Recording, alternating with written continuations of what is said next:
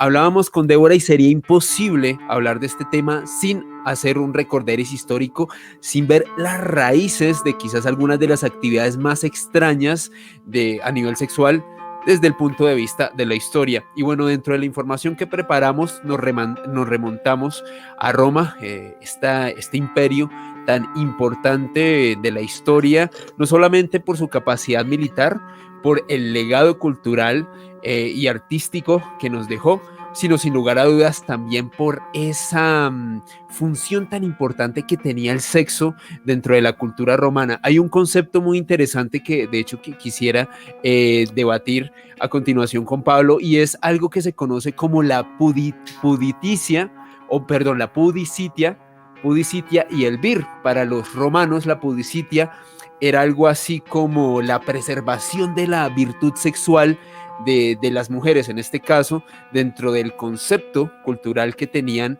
los romanos, pues esta pudicitia, o sea, un hombre, a pesar de estar casado, podría tener relaciones sexuales con una prostituta, con una meretriz. De hecho, esto incluso se veía como algo positivo en virtud de su, y valga un poquito la redundancia, el vir. El vir denominaban los romanos como a esta vigorosidad, a este poder sexual que tenían, a esta destreza que podían demostrar, y era muy importante sexualmente hablando. Adicionalmente, hay una actividad, y les voy a compartir la imagen a continuación aquí en la transmisión, algo que ha pasado a la historia, y me imagino que mucha gente te ha preguntado sobre esto, Pablo, y es exactamente lo que vemos en pantalla: las bacanales romanas, que a lo largo de los años han, digamos, sido transformadas un poco por los historiadores. Algunos dicen que se ha exagerado la connotación sexual de esta especie de celebraciones, de banquetes, de ritos que se hacían en homenaje al dios Baco. Por eso se denominan bacanales, en los cuales primero había un consumo ingente de alcohol, segundo se le daba mucha rienda suelta a los placeres de la carne. Y la pregunta como tal que te quiero hacer, Pablo, es: ¿cuál es el legado que nos dejó Roma a nivel de la sexualidad y de esta visión que ellos tenían a la hora de asumir la intimidad? Es una pregunta muy complicada de contestar, Alejandro. Primero, como tú bien dices, no sabemos muy bien qué es lo que estaba sucediendo, ¿no? Tenemos ese imaginario de la gran libertad que sucedía en la antigua Roma y Grecia. Si bien luego miramos un poco y parece ser que, por ejemplo, a las mujeres no les dejaban tomar alcohol, ¿vale? En la mujer solo en algunos casos se podía tomar alcohol, y uno de estos casos eran estas fiestas, en la que probablemente una mujer que había tenido abstinencia de alcohol durante muchísimo tiempo, a la más mínima que bebiera un poco, pues lógicamente se iba a embriagar, ¿no? Entonces quizá no fuera todo lo consentido, esa bacanal, esas fiestas a las que asociamos las orgías, en las que toda Roma se juntaba para hacer, y fuera algo más limitado a las élites, que eran las que tenían acceso al alcohol, y al final no tanto con mujeres, sino, como tú dices, con meretrices y con mujeres, pero bajo los efectos del alcohol, porque solo se les permitía en esos momentos. Y aquí quizá esta es en el último periodo de Roma, donde quizá las religiones judio-cristianas ya estaban empezando a imponerse más, y por tanto todo el pecado al cual estamos hasta hoy en día expuestos y arrastramos un poco ese sesgo. O sea, quizá al final lo que más trajo este tipo de civilizaciones ha sido el actual sentido del pecado y ver todo lo sexual como algo pecaminoso o algo que cuesta mucho de hablar. De hecho, estamos nombrando mucho sexo en YouTube, de pronto nos cierran el canal enseguida y dicen que esto es solo para una audiencia. Entonces, yo creo que más allá de las orgías y de todo esto que tiene ese halo de mito todavía, yo me quedaría que con lo más importante al final ha sido todo lo pecaminoso que se asocia a la sexualidad. Y en ese sentido, Pablo, ¿tú cómo piensas, digamos, en comparación con la actualidad, con lo que es nuestro mundo, obviamente muy influenciado por una religión monoteísta como lo es, bueno, el cristianismo tan importante en Occidente? ¿Cómo ves esa apertura mental que tenían los romanos a la hora, por ejemplo, de realizar este tipo de orgías, que si bien tal y como tú apuntas, a lo largo de los años se ha podido determinar, de acuerdo a los historiadores, que era algo más unas actividades de élite. No es que el pueblo raso pudiese ir a una bacanal o a una orgía como tal. De hecho, había muchas limitaciones. No es que los romanos fueran, digamos, tan de puertas abiertas. Sin embargo, había una gran apertura sexual. ¿Tú cómo ves esa visión que tenían los romanos de esa época en comparación con la que tenemos hoy en día en nuestro mundo? No sé, se me viene a la cabeza ahora todo el caso de Harley, creo que era, el señor este que alquilaba una isla y se traía un montón de famosos de Hollywood y contrataba menores y tenían sexo, bueno, pues finalmente con menores de edad, lo cual es delito en prácticamente todos los países Claro, del claro. mundo. Eso finalmente también queda limitado solamente para esa especie de élite y reservados para ellos.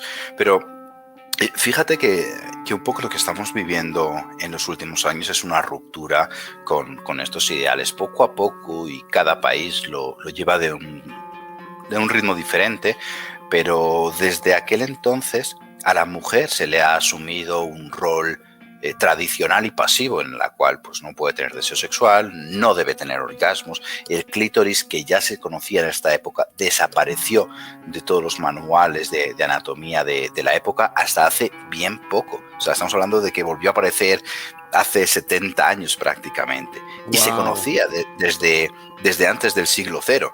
Es decir, ya sabíamos que existía, pero eso se elimina porque no es importante, ¿no? Se le da al sexo un valor absolutamente reproductivo. Y cada vez estamos rompiendo un poco más con esa dinámica, poco a poco, y también con mucho vértigo, porque llevamos mucho tiempo pensando que el sexo es solo para una cosa, y solo hasta hace poco empezamos a verlo diferente. Pero con todo y con eso, seguimos pensando que lo sexual es malo. Muchas veces, me pasa a mí, ¿vale? Soy sexólogo, todo lo que queráis. Muchas veces pensamos que el sexo es algo negativo y lo seguimos teniendo muy interiorizado, y eso todavía nos está arraigando mucho en esta tradición, ¿no? Entonces, una pregunta que podemos repetir mucho hoy durante el programa es, vale, ¿el sexo es bueno o es malo? Y en función de Claro. eso podremos decidir ciertas cosas, ¿no? Claro. Y bueno, ya que estábamos abordando la antigüedad, Pablo, creo que es imposible hablar desde nuestra cultura, desde la parte del mundo en la que nacimos, desde Occidente como tal, hablar de Roma sin hablar de Grecia. Me atrevería a decir que el gran polo cultural, la gran influencia a nivel filosófico, de pensamiento, bueno, Grecia nos ha dejado un legado a todo nivel en esta parte del mundo, y los griegos en especial tenían una visión bastante particular del sexo, y ahí les estoy compartiendo una imagen para que la veamos todas en pantalla dentro de la investigación que hice, Pablo y Débora y espectadores. Me encontré este grabado de hace pues, varios miles de años, en el cual se representaba la imagen de un hombre adulto intentando comprar los servicios sexuales de un hombre joven. Hay que tener en cuenta que para los griegos, digamos que la homosexualidad como tal era bastante abierta, era bastante aceptada socialmente, casi Sí. que no había ningún problema. Se podría decir que había una especie de relación entre maestro y alumno, o sea, hombres mayores, más o menos de la edad de Pablo y de este servidor, que solían tener discípulos, y a esos discípulos, aparte de adiestrarlos en el conocimiento, de adiestrarlos en arte militar, en muchas ocasiones también se iniciaban sexualmente con ellos. ¿Cómo podríamos definir, Pablo, la diferencia que había de la homosexualidad vista de una manera tan abierta y natural en Grecia a lo que tenemos hoy en día? Y si los movimientos de LGTBI que existen hoy en día se inspiran en esta visión que tenían los griegos, Pablo.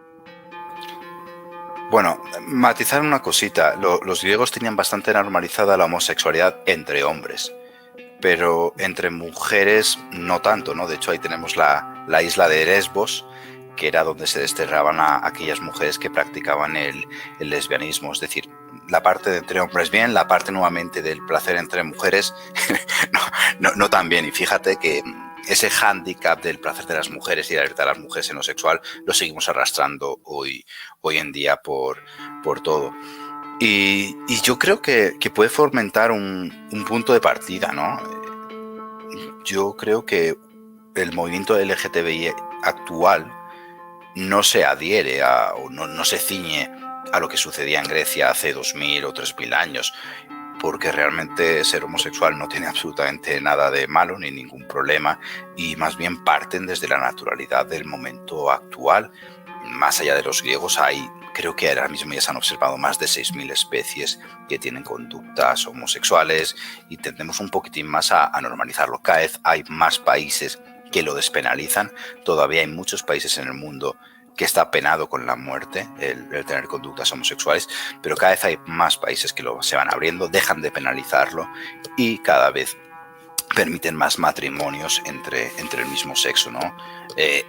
Esa es la apertura final. Nuevamente, ¿el sexo es bueno o es malo? Y si es malo, entonces, ¿quién sí y quién no? Cuando ya empezamos con esos matices, esa diferencia, ya entramos un poquitín más en lo tradicional. Pero yo creo que seguramente a mucha parte del movimiento se inspire también en estos movimientos.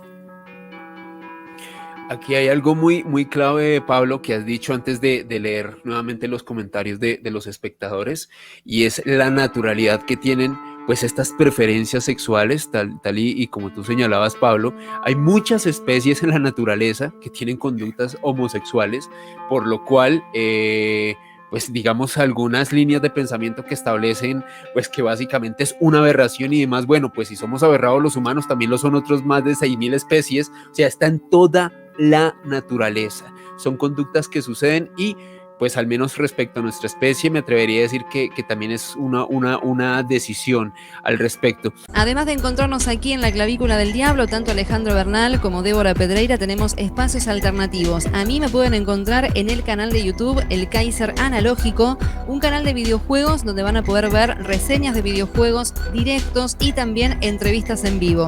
Al igual que también mi otro canal, Otro Día para Azar, en donde van a encontrar presentaciones de bandas independientes, entrevistas en vivo y también informes musicales. Y por mi lado me pueden encontrar en iWasGames, donde estoy realizando directos, reseñas de videojuegos, información, video reacciones y todo lo relacionado con el apasionante mundo de los videojuegos. Y también tengo un espacio de enigmas llamado Mandrágora Misterios, donde realizo investigaciones y hago entrevistas sobre este tópico tan intrigante. Me pueden encontrar tanto en Twitter como en Instagram como @DéboraPed. Y por mi parte me pueden encontrar en Facebook, Twitter e Instagram en @AleBernalPress con doble S.